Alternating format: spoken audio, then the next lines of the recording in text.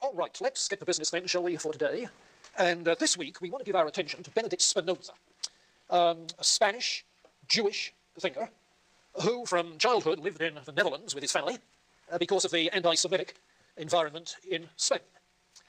But he was never really accepted within the Jewish community because of his philosophical position. And as you read Spinoza, you will readily see that he is much more the pantheist than the theist, and consequently he simply does not take Jewish beliefs literally concerning God, and that was the source of the problem. But I want to focus first of all on the historical importance of Spinoza, so that we can see why we want to spend as much time on him and how he fits into the overall picture. The last 2 weeks we were talking about Descartes, René Descartes. And the first thing to notice about Spinoza historically is that he continues the method that Descartes employed. That is to say, the geometrical kind of method proceeding from definitions and axioms logically to prove theorems and conclusions. That's geometry. And Descartes, as we've emphasized, adopted that in his Meditations and other of his writings. And so indeed does Spinoza. In fact, the history books refer to the Cartesians, and I commented on some of them on Wednesday of last week. But Spinoza, by any account, is a Cartesian by virtue of this methodology. His first philosophical publication in 1663, when he was just 30 years of age, had this interesting title: Parts 1 and 2 of Descartes' Principles of Philosophy demonstrated in a geometrical manner. And what he did was to spell it out literally in the format of a geometry textbook, with definitions and axioms and theorems, with proofs and so forth. And as perhaps you've noted if you started reading ethics, and Spinoza's ethics, and I can't think of much you would rather do over a Thanksgiving weekend than read Spinoza's ethics, he does precisely the same thing there. He starts with definitions and axioms, and then proceeds to state and prove theorems, and after each one, he writes in true Euclidean fashion, QED, quaderat demonstratum. I don't know whether they have it in modern geometry textbooks, they sure did in the high school geometry textbooks I used. Yeah, the Cartesian method thoroughly followed through. You'll be interested in the way in which one writer, Stuart Hampshire, who did this Penguin book on Spinoza, the way in which he talks of the method. Spinoza insists that his words, and particularly his words about God and his attributes, must never be understood in their vulgar, that is to say their common and figurative sense, but only in the special sense given to them in his definitions. Now keep that caution in mind. When you read Spinoza referring to substance, or to mind, or to God, or to good, check his definitions, because he wants to use them strictly in that defined sense only and not in the common ordinary language sense. He considered almost everything that had been written and said about God and the creation of the universe meaningless, since unphilosophical people are incapable of conceiving God clearly. They are by training incapable of understanding what they cannot imagine, so tied to their senses. And subsequently, Descartes was a rationalist, this a priori knowledge, that's what they couldn't understand. And for this reason, he wrote both his early exposition of Descartes' philosophy and his own great definitive work, The Ethics, in this geometrical manner as a succession of propositions with supporting proofs, lemmas, and corollaries.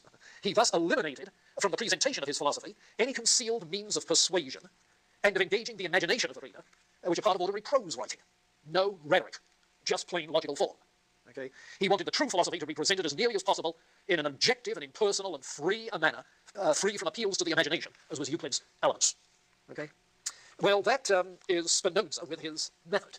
And I think you have to see what he's doing in order to follow the thing through. Remember that this is the age where there was a crisis of authority with regards to human knowledge, where skepticism had again reared its head, and where Bacon and Descartes had, in their separate ways, tried to establish certain bases on which we could build a truly scientific knowledge. And Spinoza is, in that manner, following Descartes in wanting knowledge to be built on axiomatic truth, as in the case of mathematics. Which, by the way, is the one science carried over from the Middle Ages, which I think was not as subject to the skeptical doubt as the others. So that's the first note of historical importance. And Spinoza, therefore, transmits that method to those who come later, and we'll see something of the same thing when we look at Leibniz next time, although Leibniz, by and large, does not lay it out in the form of a geometry textbook, but he's the same kind of rationalist. The second important thing to notice is that while he has a tremendous admiration for Descartes and adopts some of Descartes' particular positions, he modifies Descartes' overall point of view in very clear-cut ways. Descartes was a dualist in two senses: the duality of mind and body, and the duality of God and nature. Spinoza rejects both dualities. Spinoza is a metaphysical monist. And we haven't met metaphysical monists for a long time because of the Judeo-Christian influence. We did meet Plotinus, and of course Parmenides. And if we insert within metaphysical monism the kind of double aspect monism which we found in the Stoics. Double aspect monism that we found in the Stoics, okay? Where there are two sides, two aspects to all things. There is the rational, intelligible order, and there is the changing material ingredient, the fiery vapor, the intelligible order, logos. So you have logos and matter in the Stoics. And we'll find you have essentially the same in Spinoza. God and nature are two words referring to one and the same thing. God stressing the intelligibility side, the logos side.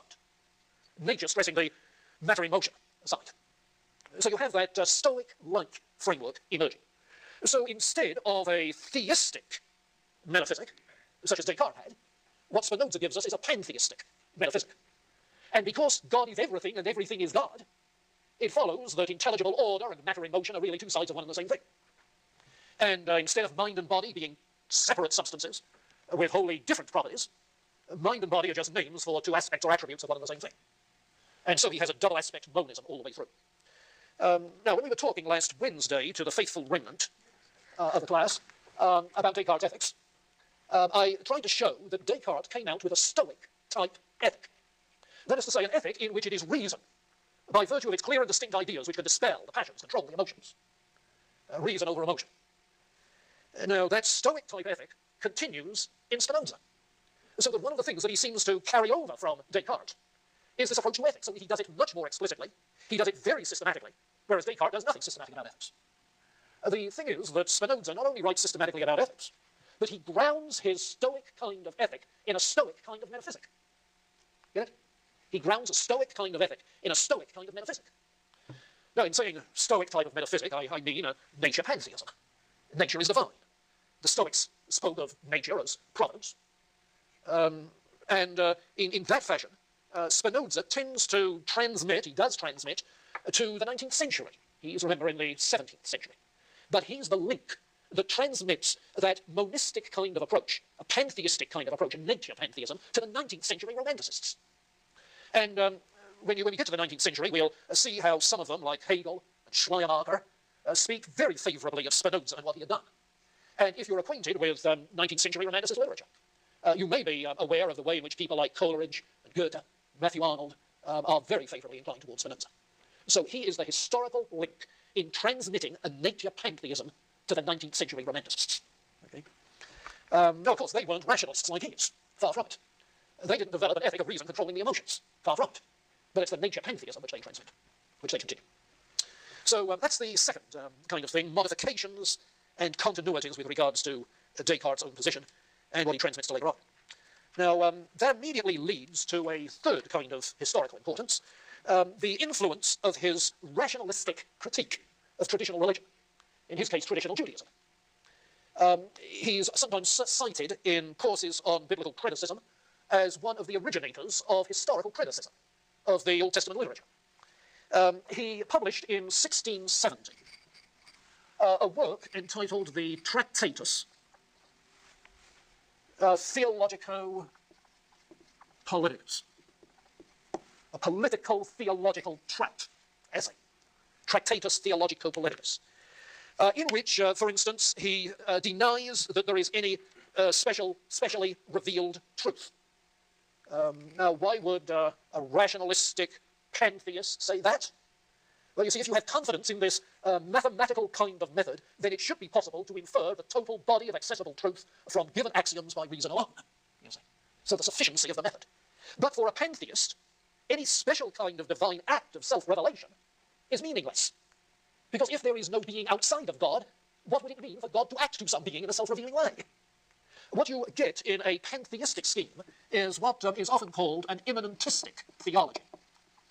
That is to say, if everything is God and God is everything, then everything that is ascribed to God is simply going on within God, not to the outside of God, but going on within God.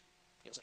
And insofar as things are going on in nature, thanks to God, it's because God is in nature and nature is in God, and the totality of the being. And so there can be no such thing as special divine revelation. For a pantheist, it's both unnecessary and impossible. Religion, therefore, for Spinoza, reduces to right living. So his kind of Judaism would be analogous to what today is thought of as Reformed Judaism, which is a religious humanism valuing the values, the moral concerns of historic Judaism, without the supernaturalist theology of Orthodox Judaism. Because of that, in turn, the role of religious symbols changes. Religious language and religious rites are no longer descriptive or reminders of a traditional God and his mighty acts. They are simply symbols that tend to bind the community together. They have communitarian values. They bind the community together and provide imaginative language, the language of story, the language of heritage, which unites the community around certain moral ideals. And that is a theme which is getting a lot of emphasis in our own day. Narrative theology, for instance, has some connections with this. If you're interested in pursuing this kind of influence in 19th century theology, we'll say more about it second semester, but there is a very worthwhile book by C.C.J. Webb, a book entitled A Study of Religious Thought in England from 1850. A Study of Religious Thought in England from 1850.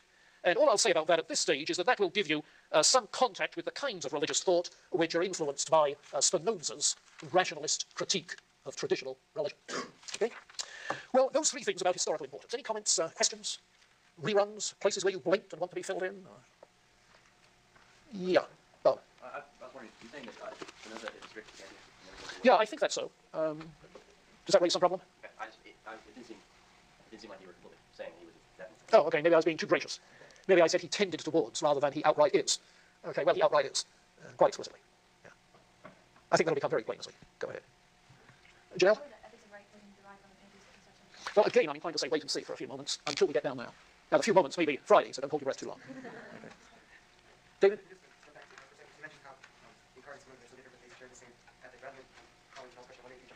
Okay.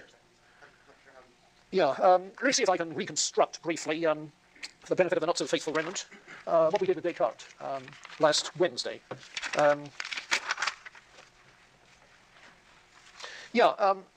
The way I summed it up was this. We were talking about Descartes' theory of the passions. Now, I don't want to go back into that now, but check what Stumpf has to say about Descartes on the emotions and passions.